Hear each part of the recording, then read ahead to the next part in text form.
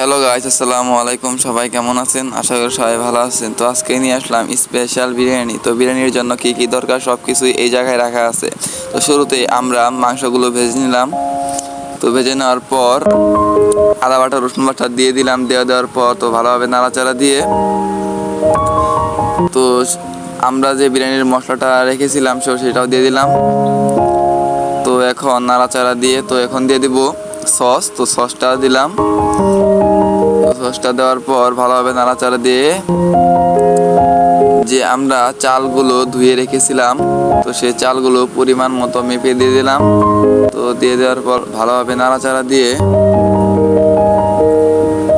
তো এখন পরিমাণ মতন পানিটা দিয়ে দিলাম। তো পানিটা দেওয়ার পর তো কিছুক্ষণের জন্য ঢেকে রাখলাম। তো ঢেকে রাখার পর ঢাকনাটা উঠিয়ে আবার ভালোভাবে নাড়াচাড়া দিয়ে দিলাম জানি তলায় না লেগে যায়। তো শুরুতে আমরা যে মাংসটা ভেজে রেখেছিলাম সেই মাংসটা দিয়ে দিলাম।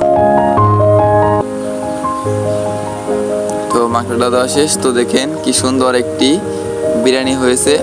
তো বিরিয়ানিটি দেখেই কি সুন্দর লাগছে, খেতেও মনে হচ্ছে খুব মজা লাগবে।